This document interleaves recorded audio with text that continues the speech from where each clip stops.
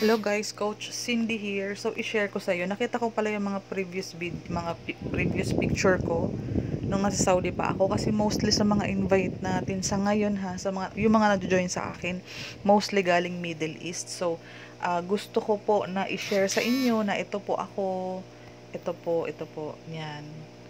Ito po, nagtrabaho ako sa Saudi dahil sa networking po, natuto ako maghanap ng pera online at sa kasalukuyan ay nasa Pilipinas na po ako. Kasama ang pamilya ko, ang mga anak ko, nasa bahay lang kami kahit may pandemic ngayon. So ito po ako, Saudi ako ng 6 years sa ospital. Ayan po, sa anong tawag dito sa ganito, every summer estiraha, nagsiswimming din. Sa ospital ako nag-work. So, yan, pahapyaw lang yan. Pero ang gusto ko talagang matutunan mo is ano ang laman ng Trust Wallet. Trust Wallet is virtual wallet mo. Diyan kasi pumapasok instantly, real-time payout, split seconds, nakukuha mo na agad or papasok na agad ang income mo sa loob ng wallet mo. Virtual wallet, ito siya. Pwede mo siyang pangalanan. Punta ka dito sa settings, tong right na to, right side, yan. Sa preferences, palitan mo ng currency. Palitan mo yung dollars ng Philippine peso para makita mo ang conversion into peso. And then, ayan, laman niya. Eto, pag pinindot mo tong Ethereum, eto yung sending, kung magsisend ka. Itong recipient address, yan yung wallet address ng Trust Wallet ng pagpapasahan mo ng Ethereum. Kung gusto mo siyang ipalit ng pera, pwede mong ipasa sa akin ang wallet address, ay ang wallet mo, ang laman ng wallet mo para maging pera.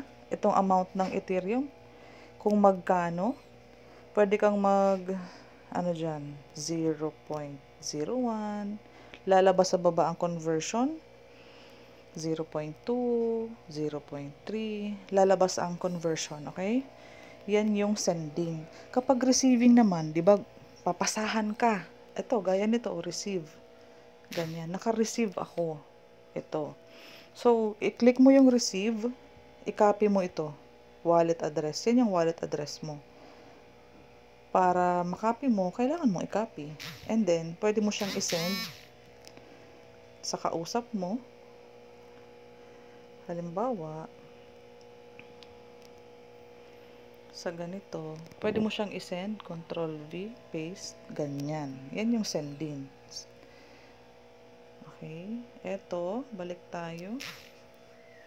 Mostly, yan ang laman ng ating virtual wallet. At nasa loob ng ating wallet, ang account sa Forsage. I-copy mo yung, yan, click mo yung copy. Punta ka sa 4 dots na ito. I-type mo yan, forsage.io dito. Forsage.io. Kasi yan ang website natin. Pag nakapasok ka na dyan, eto na yung account. Yun. Nakuha. Mag-login ka, i-click mo yung login. Ayan na yung account. Ito yung total participants, 700,000 na katao. Ang nag-join sa isang araw, almost 10,000. Ayan. Pwede mo explore, log out, office, Forsage. I-zoom in, zoom out mo, pwede. Yan yung aking ID number. Ako ay ipang 116,072 na nag-join. Last May yan, last May. May 2 invite ako at ang aking dollars ay nagkakahalaga ng 1,931. 1,000, where is 1,931 times 50 pesos na. So 96,550 sa 2 referrals. Okay? Ngayon, sa Ethereum, kung gusto mong malaman ang conversion ng Ethereum, yung 6.8, pwede mo siyang 6.8 ha, ilagay ko doon sa wallet. Check mo. 6.8. Sa 6.8, Ethereum, nagkakahalaga siya ng 95,000. Nakikita mo yung conversion. Ganyan lang siya. Pwede mong i-explore kasi ito'y account mo, business mo. Basta nasa loob ng wallet ang ating Forsage. Ngayon, kapag nag-encode ka, may nag-encode dito, na-invite mo, na nag-encode sa link mo, ito yung link mo. Okay, ika-copy mo lang yung link, ipapasa mo dun sa invite mo na mag-activate, ipapasa mo yan. Okay? Yan, yan. Zoom out. Pag naka-highlight na yan yung mga nabili ko ng accounts, okay? Yung mga hindi pa highlighted na may nakalagay ng buy, kailangan ko pang bilhin yan. The higher the slot, mas malaki ang profit. Halimbawa, sa 0.4. Yan 0.4. Binili ko siya ng magkano? Ng 0.4.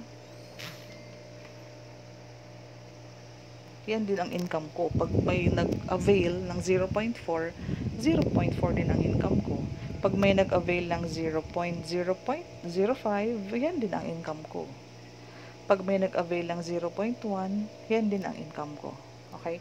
Once mo lang bibilhin yung account, continuously, magkakaroon ka na ng profit dyan. Hindi ko na patatagalin ng video. Thank you.